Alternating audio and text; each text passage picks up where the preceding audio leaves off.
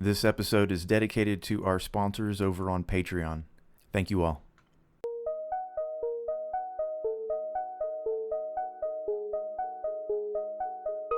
All right. Hey guys, how are y'all? I'm wonderful. How are you guys? I'm pretty good. I need to spit my gum out. Yeah, I'm doing fine. Welcome to Sci-Fi and Fantasy Read Along. My name's ATN. And I'm Yule. And I'm, DM Phil. I had no choice but to name myself. So I was, of course, on the internet a lot today because, I was doing some research for the book and doing the reading and having to look stuff up and etc. I looked up Dune, the release date. There's an actual date now. Did you guys know that? For the movie? No, I didn't. It's in late October. October 22nd, I believe, is the date that's been announced for the release. Because there's a second trailer or some images that have been released, and now there's an actual date. The last time I looked, it was just 2021. Would you like to get together and do a stream after we have watched it and discuss it? Sure. Yeah. Right. I'm planning on seeing it in the theater pretty much as soon as it comes out, so. Man, going to a theater, it was always a risky proposition for me anyway. Yeah, I don't care. This is one of the Dune and the last Blade Runner. I think the Blade Runner might have been the last movie I saw in theaters. Wow. Jeez. Star Wars for me. Been a while. Or Avengers, whichever was last. Right. So today we're here to talk about Chapter 2, which arguably is the first chapter of the novel. Do you guys think that's appropriate? I don't think it's appropriate. Why? Because I think the first chapter puts it into context. It's the first chapter with Billie Pilgrim in it. The first one, yes, it does provide context, but it wasn't part of the narrative. It was just the narrator telling you who he was, I think. Well, I have a thought about that. And then the entire first chapter is basically, it's almost like a foreword about how he's going to write a book about his experiences in Dresden. And then the rest of the book is that book, but it's metaphor and it's symbolic. So without that cushion or that lead, I wouldn't have any idea that it was attached to Dresden at all. Not really. Do you know what I mean? Not yet. We've only read one chapter, essentially, in that narrative that he wrote. True, that's true. Oh, and by the way, yeah, it's clear now that it's actually a sci-fi book, and because remember we were talking about that, I'm like, see, yeah, I Is do it clear? remember. Is it? It's for not sure? clear, no, because he just sounds like a crazy person right now. Well, okay, yeah, okay. It sounds like he's a crazy person, but let's set the context for the story, and then we can start talking about it. Okay? Yeah, can I compare it to something before we do that? Because this probably won't be in it. Kind of like how Lord Falsbane is, because he goes, all right, so it's a dude that lives in today, and then he gets hit by a car, and then he's in a fantasy world, and he goes back and forth, right? Sure. And he questions his sanity, obviously, and because of him questioning his sanity, when he goes to that fantasy world, he does some really effed up stuff, right? Right. Yes, you've told me. Yeah. And that's just a part of everything. It's just a real shock. But this guy here is kind of going in and out of reality, and people don't really, or at least his daughter doesn't really, believe Barbara. him. Barbara. Mm-hmm. Anyway, I'm done. I wouldn't believe him either. No, of course not. Because have you ever known? Okay, here's something that you might keep. Have you ever known anybody that swears, really known a person? And I'm not, that you've talked to more than an hour at a time, that actually believes that there are aliens that they've seen, either whether it be in the sky or actually, abducted by. I don't think so. I don't think I have. No. I've known someone. Of course, we thought she was nuts, but she swears by it. Sure. I've seen things I can't explain. Yeah, I was sober as a kitten, but I still can't figure out or explain, but I don't necessarily assume it was aliens, Now, Phil says, when you say know somebody, do you mean myself, right? Hey, I've seen things I can't explain either, but really? like ATN, I would not call it aliens, and yeah. It's like a lack of imagination, right? Doesn't prove anything. It's the same in the reverse, having an overactive imagination doesn't necessarily prove anything either. Right. I'd rather be on the side of caution. That's where I like to err in the first place. But yeah, this guy sounds like a nut. He sounds like an absolute crazy person. So, old Billie Pilgrim. I don't think that's fair. To put it in a slightly more context, he got that head injury. He had that head injury. How about we start the novel and then we talk about the whole thing? Well, fine. You guys have been jumping back and forth, and then I'm like, kind of I want like to this jump back and novel. forth. Don't you think that's appropriate? Did we start the first episode like this? Yeah. Yeah. I haven't edited it yet. Holy so cow! I'm not sure how it's going gonna to pull go. this off every single time. Yeah, I don't know, but yes. To everyone out there, there's no direct chronology or sequence or point A or point B. It's all over it's the entire alphabet all the time. All right. So, I think that there is a chronology and that it feels really, really messed up because of the way that it's written, obviously. But he's doing it on purpose. That's also obvious. To me, it seemed like we begin the second chapter, which starts the novel with the, listen, Billie Pilgrim is, unstuck in time. Yeah, unstuck. There you go. Thank you. It starts like that, and we have like 7 pages of a montage where we are introduced to the character from the time he's born in 1922 all the way until he's an old man on his deathbed, right? With all these kind of high points in between.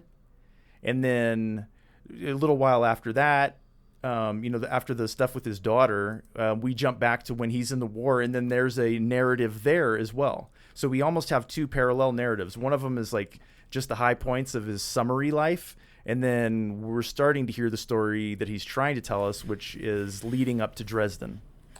All right, so remember last chapter when I was having such a hard time talking about the back of the wallpaper that he was drawing on to express the timelines? Sure. I think that's the way he's kind of sort of writing those things out. He's following it all the way to the end. Whether he's skipping things in between is not important because it's all going to get filled in on those other lines just a bit. Because Billie Pilgrim is seeing stuff all at the same time. Right.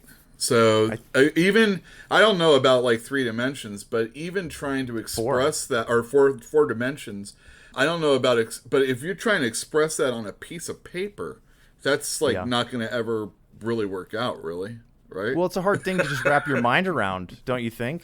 Yeah, sure. Even 3 dimensions is. I mean, I know what I see now, but you don't. When I look at a piece of paper that's in 3 dimension with the 3D goggles and stuff, that's not like life, right? Yeah, you lost me on that one. So, this is going to be difficult, and because it's difficult, we may end up not doing any kind of actual organization for this entire novel. I'm not really sure. But what I said, I think, is relatively true, where we have 2 parallel stories. There may be more than 2. I'm not sure. But one of them is being told by the narrator about Billie Pilgrim, and the other one is being experienced by Billie Pilgrim.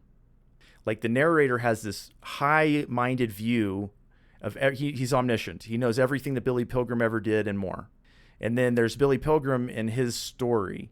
And like the narrator told us for 7 pages all about Billie Pilgrim. And then after that, on page 30 for me or something, I don't remember, when he starts back in 1944, just before his dad dies, that's when Billie's story kind of starts, where we're with Billie the entire time, right? Where we're seeing him act, we're seeing him do things.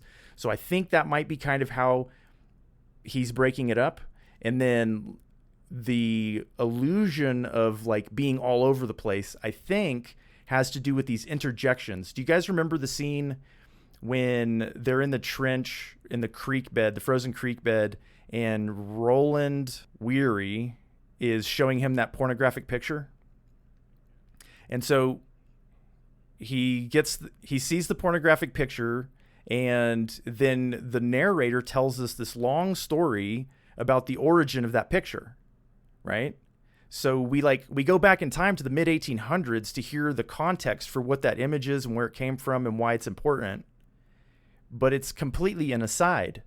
But it has the same effect. It has this effect of jarring us out of the present and putting us in another place, and then all of a sudden we're in a different narrative. I think that's part of what he's doing. And I think that's part of the confusion But I also think that if you look at it in that light, you won't get confused. Like, it won't feel as all over the board as I think you're intended to feel. Well, okay, but we're not talking about the book right now, right? Whatever. I'll use whatever's handy, okay? Like, I don't feel like this is a very easy book to do. No, I like what we're talking about right now, though. What were you going to say, Phil? Oh, I just have this impression right now that the way he's writing this book is the way his brain and his thoughts were working after he got back to the United States.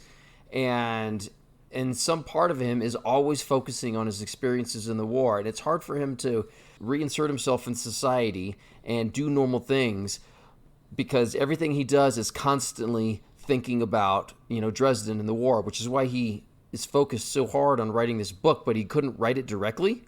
So he's writing it in such a way that he's telling the story as a coping mechanism for getting him through his life now. Yeah, he drinks, or the real narrator drinks, the writer drinks. The real narrator. The real narrator. That's the funny thing about this is that the narrator is basically Billie Pilgrim, right? I don't think so. And the narrator is basically Kurt Vonnegut. I think the narrator is Kurt Vonnegut telling the story of Billie Pilgrim, who is actually him, but not him. Yeah, okay. Shared a lot of experiences. You know what I mean? I think he took a serious step away. He took a step into fiction with this chapter. Like, the first chapter, I thought it was going to be narrated in that manner. Mm-hmm. And then we get to the second chapter, and we actually start hearing a story about Billie Pilgrim from, pretty close to Billy. We're seeing him get beat up. We're seeing him do, like all these things in his life that are even a surprise to him, because he hasn't lived them yet, because he's moving around through time. Right. Well, yeah, but there's phrases in chapter 1 that are, heavily laden or sprinkled throughout chapter 2, such as the phrase, "so it goes." Sure. Which he learned from the aliens, by the way. Yes. And he's also using as Kurt Vonnegut, he's talking about how he's building up to writing this book. And that's one of the things he says a few times is "so it goes." All the time. Yes. What do you think it means? Since you bring it up, what do you think it actually means? I think that is yet another coping mechanism of dealing with hardship. It's just like, all right, that's life. Let's move on. Yeah, such is life, exactly. And you do, instead of fretting about small things, you just accept them and move on. Otherwise, you'll go crazy. Or big things. Some of this stuff was huge, man. These are people in his family dying, and he's just like, "So it goes." I don't think you would send thoughts and prayers. It's just "so it goes" instead. Well, he might not be religious, remember? Well, that's the thing. Maybe it's the agnostics version of thoughts and prayers. So it goes. So it goes. So it goes. Well, it's interesting because Billie Pilgrim is devoutly religious. Or at least he is in this chapter. Wait, no. I don't know if he is devoutly. He said he had like a lukewarm belief in like friendly Jesus or something. He also describes Jesus as pathetic. That's the narrator. Is it? Yeah. Okay. I don't know how devout he is, Philip. I think that Billie Pilgrim just kind of has that. I mean, I'll find it if you want. Well, if I remember correctly, his father was not religious at all, and his mother was an organist that went to different churches and didn't choose a denomination. She was a substitute organist. She was, yeah. So she filled in for, I guess, when vacations and sick time happened. So, like, the only thing that I know about Billy and the rest is that he was playing an organ for that scrimmage that they were doing, right? Well, he was supposed to be basically the deacon's assistant in battle, and that was his purpose. He goes all into it about how he doesn't have a weapon, he doesn't have a helmet, he's not here to like cause any trouble. Just be fun. So, Philip, the quote is, "He had a meek faith in a loving Jesus, which most soldiers found putrid." Huh. What does meek mean? They say the meek shall inherit the earth, so kind of like timid people. It means quiet, gentle, and easily imposed on, submissive. The problem with the meek is that they're taken advantage of. What do you guys want to say about the first 7 pages or so that are the montage scene where we get the backstory, almost the entire backstory of high points of Billie Pilgrim's life? The part for me the most is when he is like calling into the radio station and writing letters to the newspaper, and his daughter Barbara comes in and confronts him about the alien life that he says he witnessed. I like Barbara. She's my high point in the whole chapter. She claps when she's frustrated. That was one of the things. She celebrated frustration by clapping her hands. That was a great line. What a beautiful way to describe that. Very, you've seen it before, but that's a very strange woman.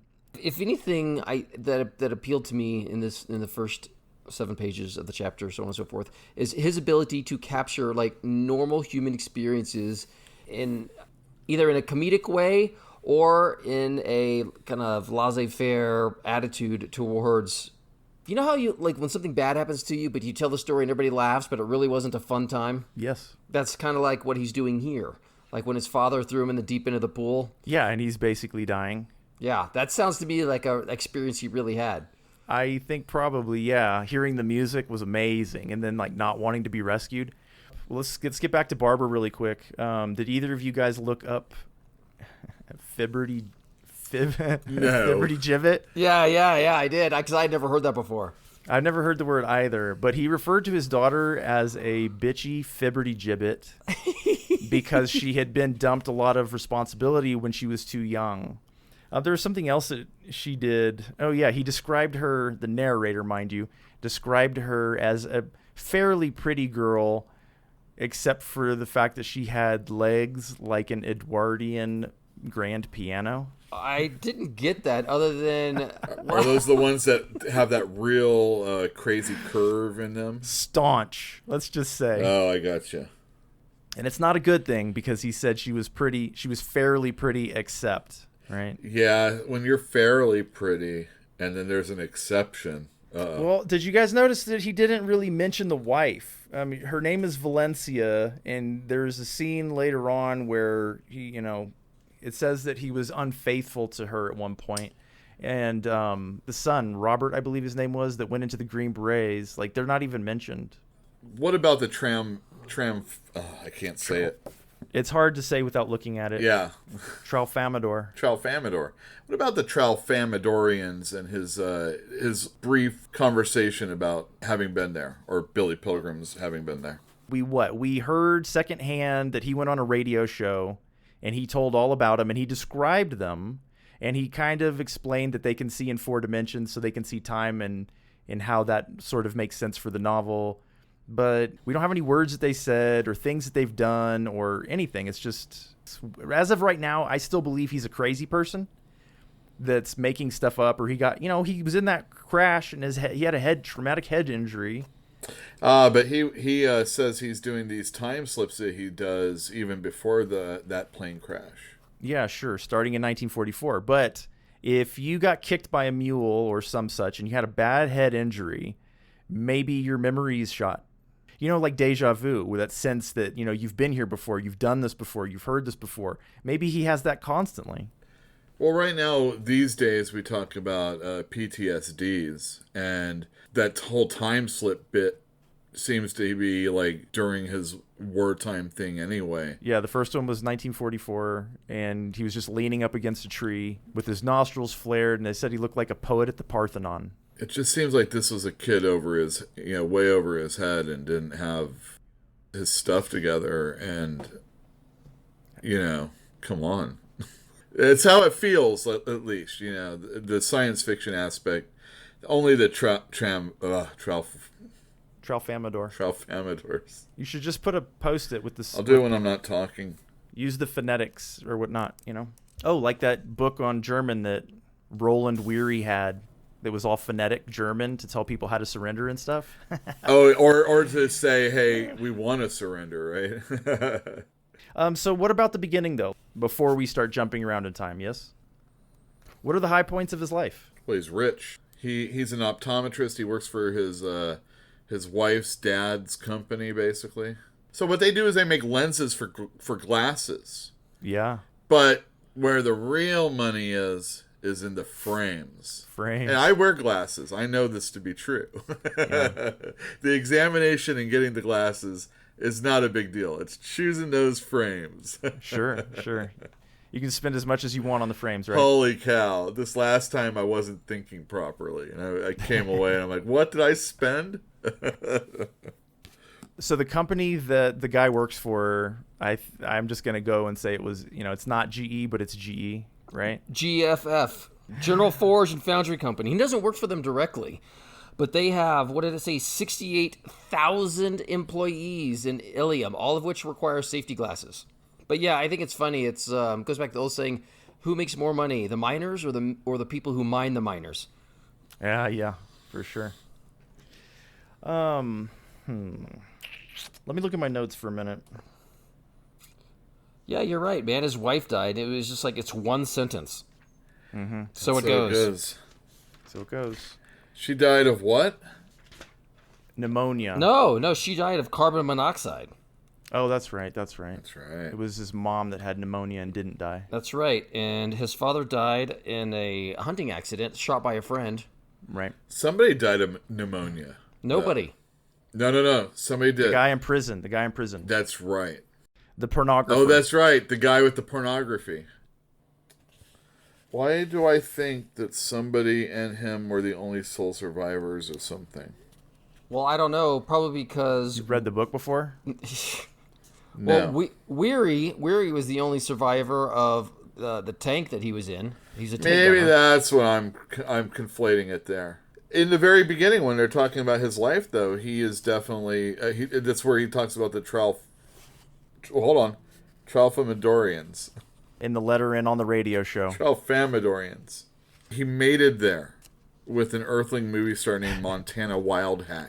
Well, if I had a fantasy, that's what would happen. They mated him like he was in a zoo. They had him in a zoo. And he said they were friendly. Well, he said they were friendly, but he said they were also shaped like toilet plungers with like a green hand on top with an eye in it. Yeah. So that's got to be a metaphor for something. So what do you think about... Oh, no, never mind. Just joking. And you know what I'm going to do, right? Oh, sorry, go ahead. No, go ahead. No, I'm not saying anything. Well, there's quite a lot in his life. Like, is there nothing you guys want to talk about in the beginning before he starts jumping around in time? Well, it just seems to me like it's just more preamble to give context to what's moving on after this. But he didn't really focus on the things that are important in life. He didn't focus on his wife or his dad or his kids, and he just mentioned pretty much that they were there. But he gives these little snippets of stories, like memories of his own life. Maybe that's kind of how he approached this book too. Is like he didn't know what to write, so he just wrote a little snippet about whatever was the first thing that came into his head. I don't know. Is this not how your mind works? I am definitely very scatterbrained, so yes. I mean, it's almost exactly how mine works. Like, we could be talking about that pornographic picture, and then you're like, actually, did you know that pornographic picture is a very famous picture, blah, blah, blah, right? It's like we bring in these pieces of context. And, I mean, it feels very natural. The way that it's written feels exactly like a mind would work. Well, there was one thing in there that impressed me. Do you remember when he was at the Lions Club meeting and he gave that speech? Yeah. And internally, he thought he was kind of a weak, meek, soft-spoken, whispering man. But when he got up there, he delivered this booming sermon and inspirational speech full of like jokes and held everybody's attention. Anyway, a really good orator, which is not how he feels personally, but he chalked it up to having one class in public speaking. But, you know, I have this impression that he is constantly coping and he's afraid constantly, but he does it anyway, and he's good at faking it. Is what I'm getting at. He was described by the narrator as having a constant stage fright. Yeah.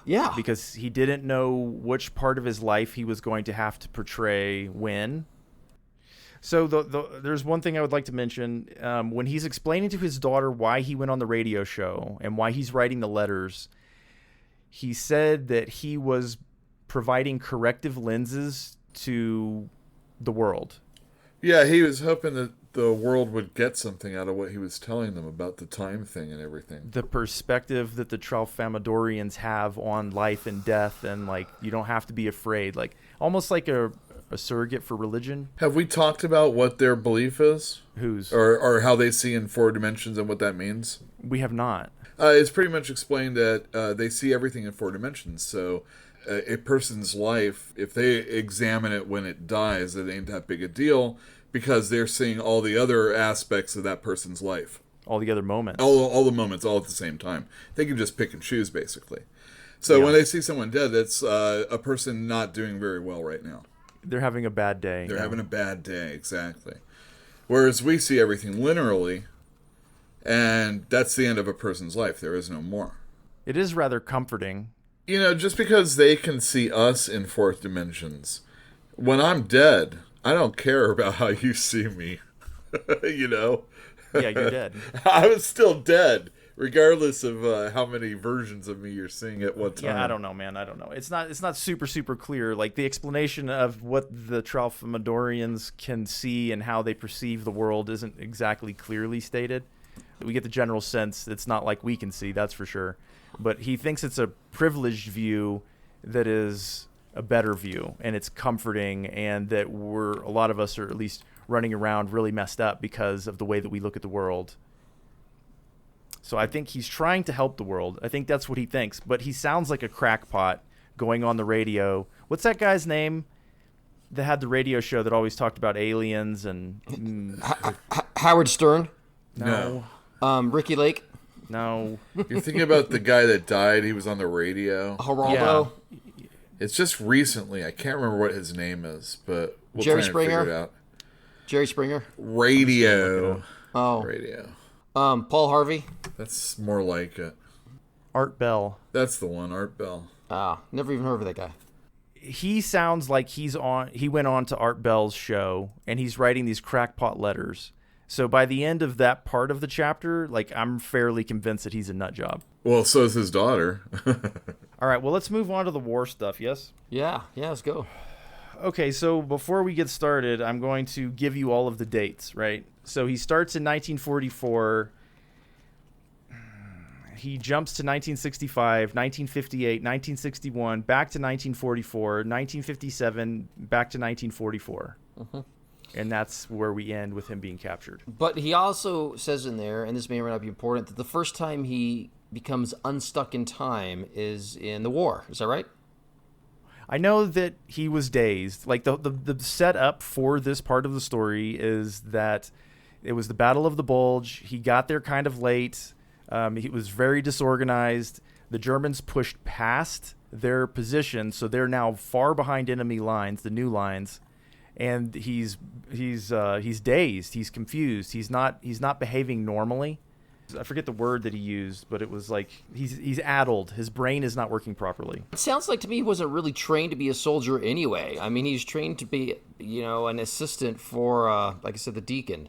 Not a deacon. Oh, fine. The army word is what? He's a chaplain. Chaplain. Okay, fine. He never expected to get ranked. Didn't have any training. Maybe he was even a conscientious objector. I have no idea. But he got stuck behind enemy lines. Did they describe how? Because I don't remember them describing that. No, I think you have to infer it, basically. Okay, well, he didn't have army boots on. He had the same shoes on that he used to go to his father's funeral. Didn't have a helmet, didn't have a gun, didn't have a knife, didn't have anything. And he said he didn't look like a soldier. He looked more like a filthy flamingo, which I just had to laugh. Oh, that was hilarious. That was a good imagery there. So he ends up with Roland Weary, who is an anti-tank gunner. No, he was on an anti-tank gunner's crew.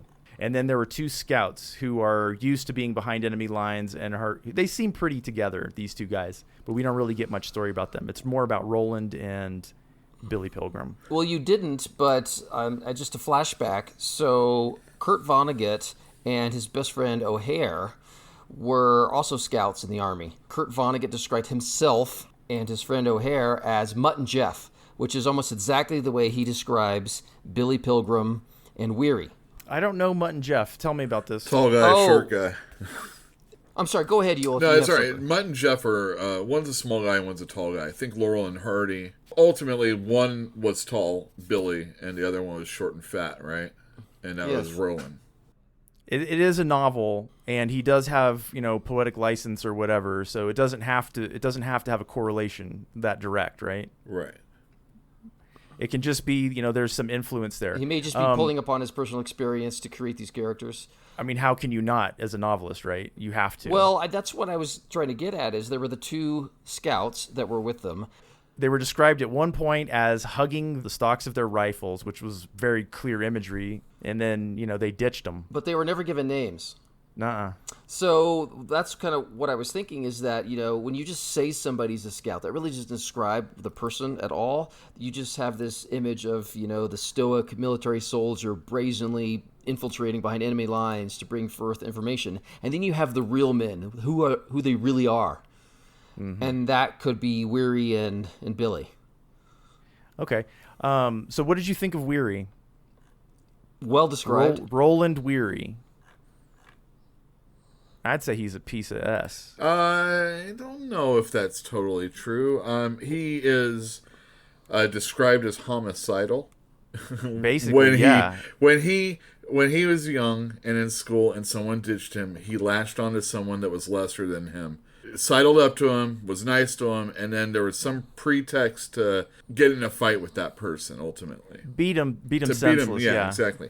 And that happens with Roland and Billy in this chapter. But I don't think there's any time that Billy didn't deserve it from Roland.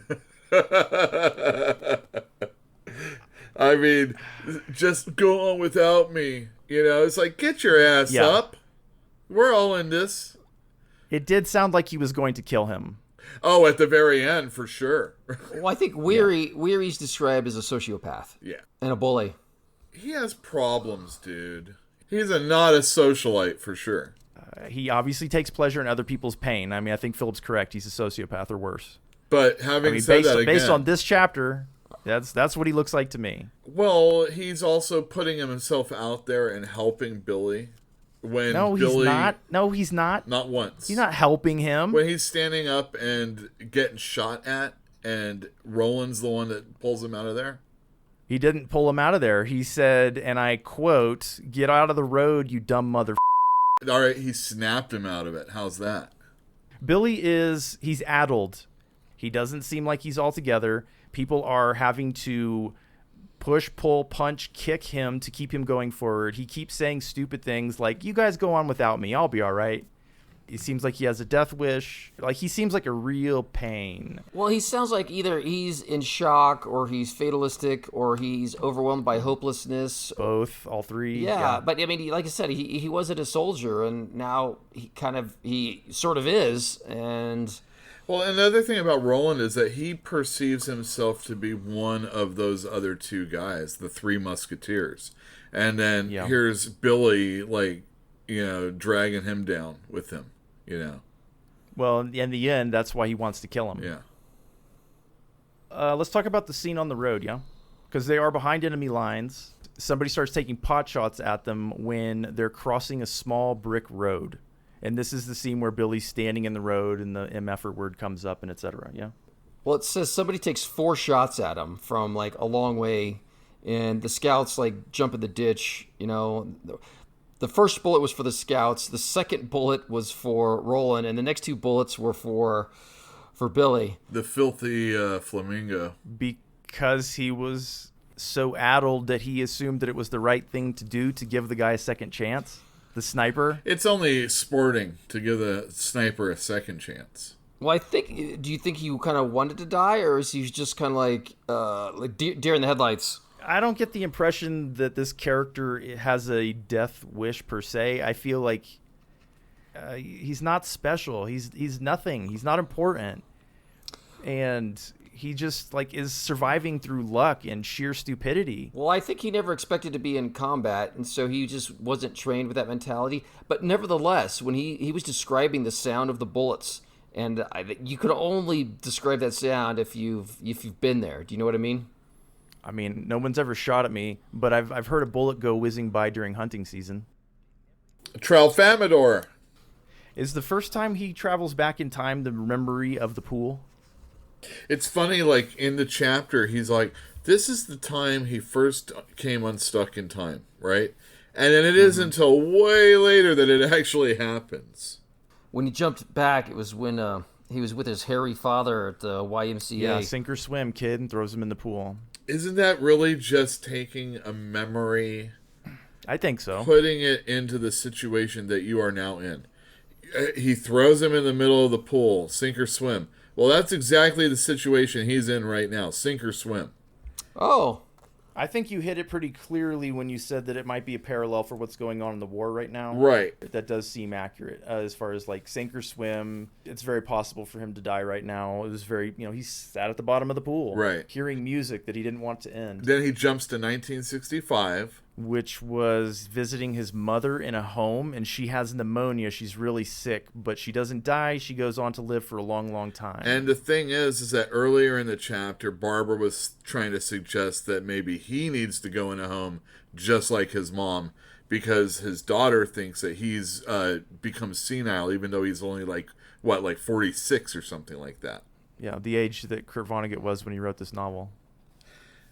So the mother passes out. She does this thing where she's trying to say how, and Billy's like, "What, Mom? What?" And she's like, "How did I get so old?" And then she goes unconscious, right? Anyway, so he gets put out into the waiting room, and then he sees a body go by on a stretcher, and it was a famous marathon runner. And then he's sitting on this chair, and he realizes there's something under the cushion, so he pulls out this book. It's The Execution of Private Slavic. He was the only GI executed during World War II for a military offense. Hear me out. I was wondering about this because it seemed like a strange thing where you have a guy who ran away from the war and was killed, and then you've got a guy who was celebrated for running and he died too. Oh, I like that. That's cool. Do you think that he ran when the battle started? Is that what you're getting at? I'm saying that I think that's kind of like one of those so it goes moments. They both died, they both ran, but one of them was celebrated for running and the other one was a coward. And then we jump in time again to a Little League banquet. Is it the coach of the team that won? Yeah. He's like, I'd be honored just to be the water boy. What a strange moment we had there. He specifically mentioned that he had never been married. I picked up on that too. What do you mean? What do you think that means?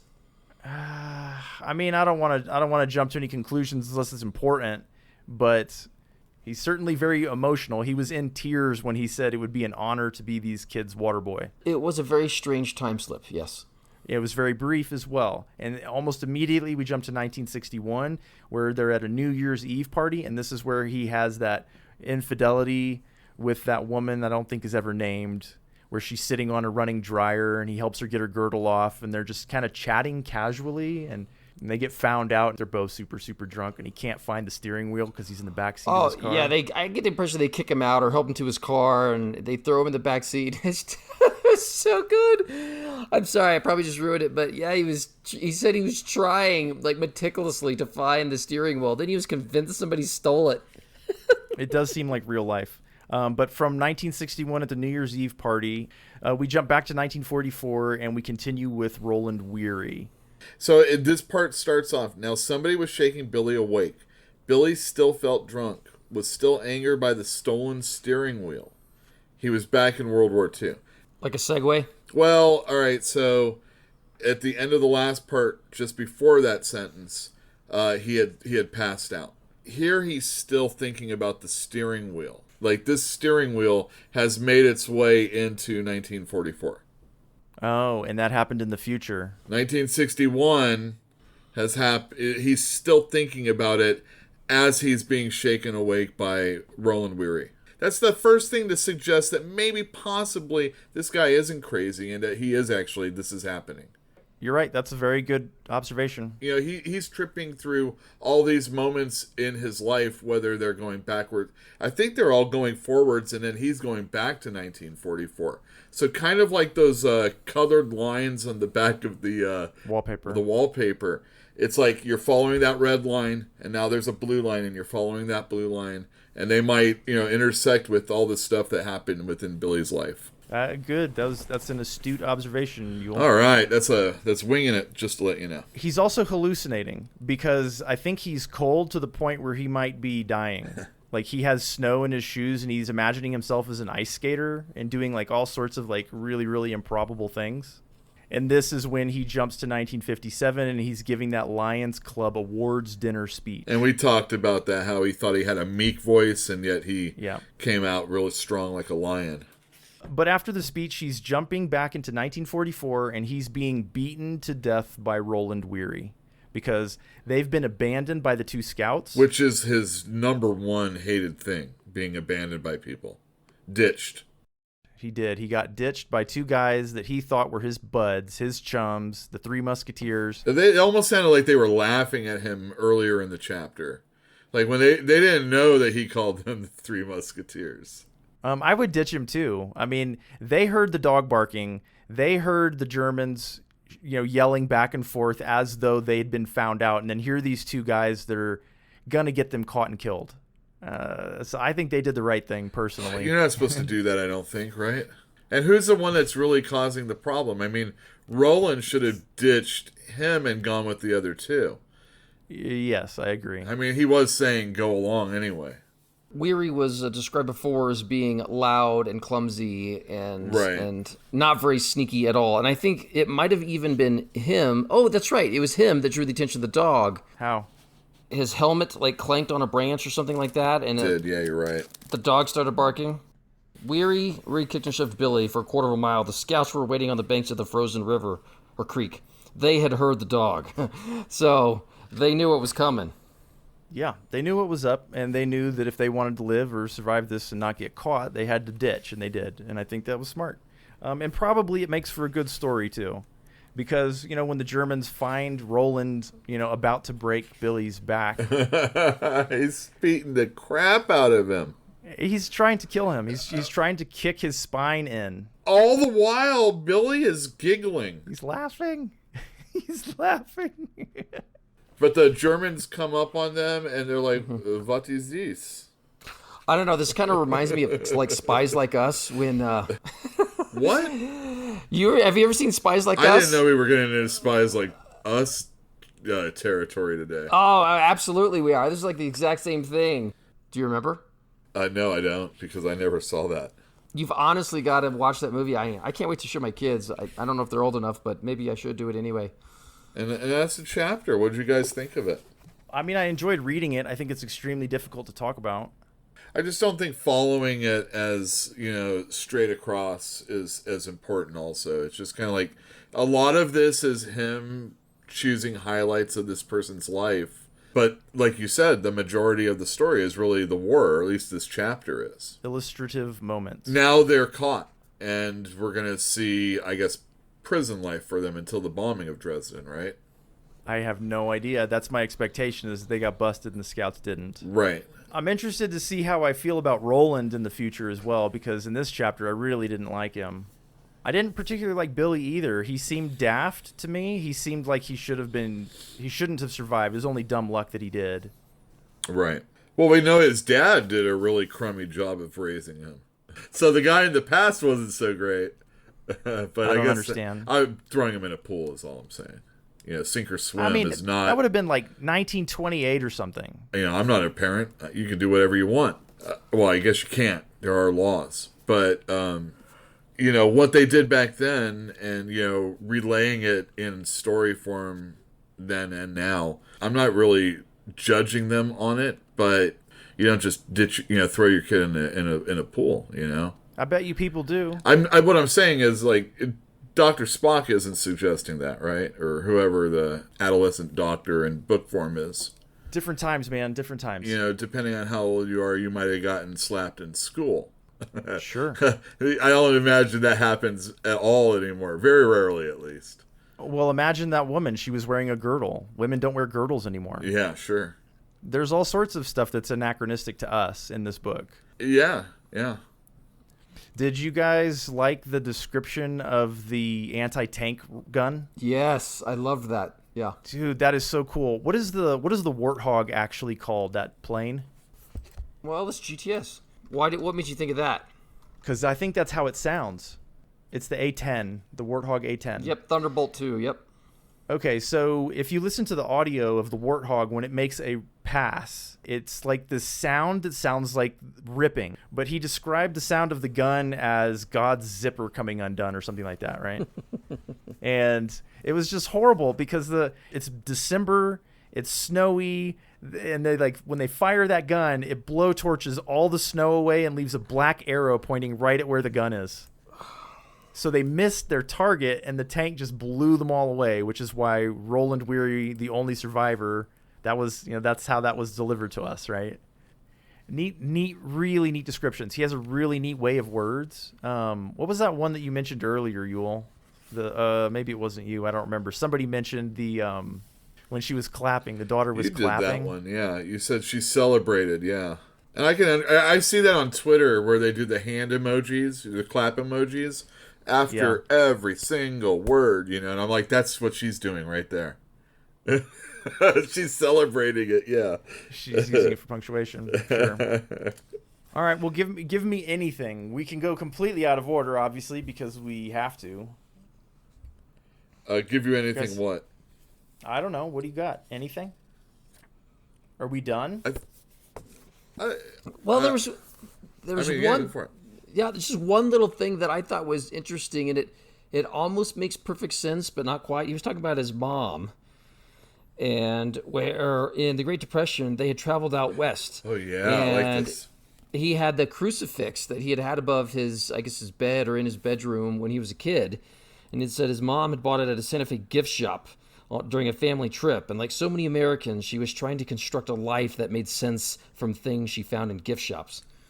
Mm-hmm. Well, can you imagine, during the Great Depression, actually spending money at a gift shop? I mean... Not to mention we're capitalists. Oh, jeez Louise. I mean... People rely a lot on the stuff that they own and buy for identity. Cars that you drive, the clothes that you own or wear. This whole thing came up when Weary was describing all the implements of torture, and the crucifix was very detailed. What do you think, Philip? What do you think? You brought it up. Did you have a thought on the subject? I find it hard to believe, unless they were very affluent, that they would do traveling at that time just for fun. And then, well, take his word for it. How's that? Don't worry about second guessing him. Just assume that what he said is true, and they did travel, and she did buy it in Santa Fe at a gift shop. And then what do you think it means? I think it's just human nature to attach themselves to things that describe them. And I guess Yule was talking about it. It's a sense of, it's not materialism, but it's a physical manifestation of your personality. It might be materialism. Well, materialism, I suspect, is all about show, whereas getting something that shows who you are versus trying to show who you are. It's kind of hard to describe. You know those people that collect magnets, like your wife does, for example? Yeah. Well, why does she collect magnets? I wouldn't say that's materialistic, but it's a constant reminder of all the places she's been. And when people come, it's kind of a show-off and talking piece. Oh, yes, I've been to all these places, so maybe it's a little bit of both. Oh, yeah. Some people get spoons. Yeah, yep, exactly. But this woman, she bought a crucifix for her son's room. I think it was the act of buying something. Well, he is a satirist, and I think everything's fair game, Well, especially religion. He's not into it, right? And materialism, both. Well, whatever. Let's drop it, and we can move on. Let's talk about pneumonia. Oh, yeah, pneumonia. So the pornographer, the guy who he was an assistant to Daguerre, who developed, the daguerreotype, famous in the world of photography. One of his assistants created the first pornographic photograph and tried to sell it in a park in the Tuileries or whatnot, and got caught, busted, and spent 7 months in jail and died of pneumonia. So it goes. Well, I just think it's funny. It's literally as soon as you develop photography, some guy's already using it for porn. Obviously. That's that rule, right? The internet was invented, and the first thing on it was, email and pornography. Can we talk about it cleanly for a second? It was like what? Bestiality. It was a horse. It was a Shetland pony and a woman. And the defense that the artist had was that they were depicting Greek mythology. And they said, right. Well, what Greek mythology is all of it. There's always a woman getting taken up with a horse or something. Yeah. A swan, a cow, all sorts of all sorts he of said, stuff. yeah, the gods would take the form of an animal and like copulate with a human, and That's usually rape. the judges weren't buying it. That's another story, ATN. You don't have to bring that into it right now. Well, it's God love. It ain't that. well, regardless, his punishment was not. It was not supposed to be death, right? His punishment was just 7 months in prison, no big deal. But apparently, the prison was dank and drafty or something. He got pneumonia and died. And his mom had pneumonia. Yeah. And But they did said, not Remember die. her condition? She wasn't in prison, but she was in an old folks' home. Well, times have gotten better. And she caught pneumonia, but she lived a long time. So it goes. It was the same kind of moment that I had when I was thinking about Roland Weary and comparing him to Barbara, right? These two people in separate, one's in the war, one's in his family life, and they're taking the same role, right? They're kind of paralleling each other. And then you've got this pornographer and his mom, and they're both kind of like in jail in a sense. And they both have pneumonia. One lives, one dies. And it's kind of a flip of the coin, That's how it feels to me. That one in particular just feels like oh well, it could go any way. C'est la vie. So it goes. And then Vonnegut did that thing where he throws us back in time and gives us all the context for the pornographer and the image and all, the court case and all that kind of stuff that happened in the mid 1800s. I just had this thought. Do you remember when Kurt Vonnegut was talking about he wanted to write the story, but he couldn't think of enough words to actually fill a book? And so then he went to go O'Hare's to come up with all of these, say, hey, help me fill in the details. And he said, I don't remember anything. He's still going to write this book. He's dead set on writing this book, but he has to fill it with something. Memories. Well, and he found a way, right? He found a way to obviously creatively fill the book with random stuff. He took a bunch of nonsense and made that the first chapter. So like he, cut a corner there for sure. Let me ask you guys a question. I think it's called a blood gutter. Did you know what one of those was before you read it? Yeah, blood groove. I hadn't heard the term blood gutter, but yeah, blood groove, sure. And you, ATN, you also knew that? I knew where to find one. How's that? Oh, okay, very good. Do I know what it's actually for? Not really. What is it? I mean, what do you think? Well, you know how you have a kitchen knife? Yeah. And you know how they have grooves on them so that like if you slice a tomato, the tomato won't stick to the blade? Uh-huh. That's essentially what a blood gutter is, isn't it? When Weary is describing the knife, all right, firstly, he's really into torture. And did you think that he really came up with that big of a torture as to take a dentist drill and put it in someone's ear? I mean, that didn't seem so inventive at all, even in 44, Hey, Weary was described as dumb and fat and smelling like pork, even though he washed. Yeah, whatever. But he's not smart, man. He's not smart. But even still. I love. Did you ever think of taking a hammer and smashing someone's fingers with it? It's like, wow, congratulations there, buddy. But he said his father did the same thing and even bought his mother some like Spanish thumb screws for her birthday. Yeah, he collects torture implements. That's nuts. There's people that collect all sorts of stuff, man. People love weapons. I knew a guy that liked swords. I knew people that like, this throwing stars. Anything like ninja style. Most young boys think that kind of stuff is really cool, and then they grow up.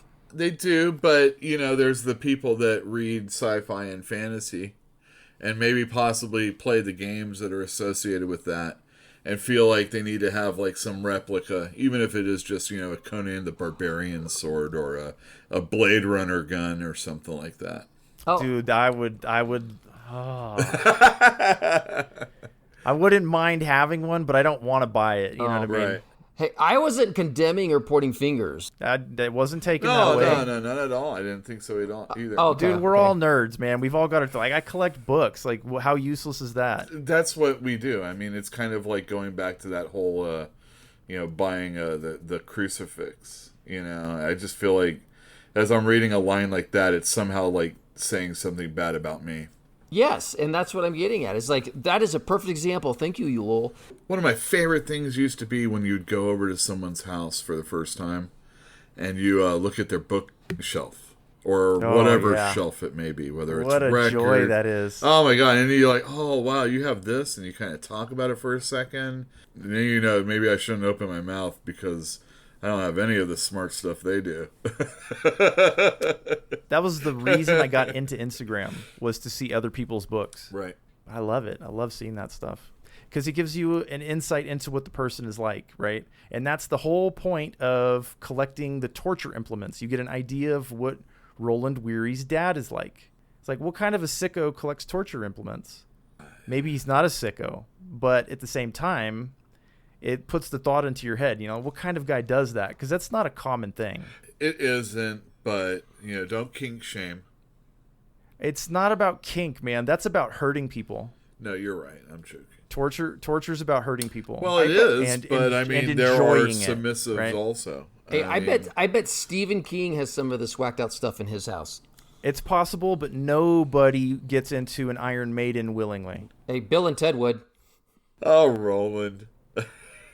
I think he's a not a very nice person. No, I don't think he really is either. But a lot of the things that he was, you know, doing to Billy, I think was like Billy's fault. You know, like even blaming the victim. His psychopath had real reason to beat the shit out of him. You know what I mean? He's 18 years old and he was going to murder Billy. Well, it's life and death, and when you're like so out of it. No, his reasoning for wanting to murder Billy was because Billy caused him to get ditched. That is true. He doesn't have good reasoning, but Billy kind of brings it upon himself quite a bit, is what I'm saying. Well, Billy is daft, and he's lucky to be alive at this point in the novel, in my opinion. Many times over already. Yeah, no kidding. Many At least times. twice, right? Well, yeah, and he survived his dad throwing him in the deep end also.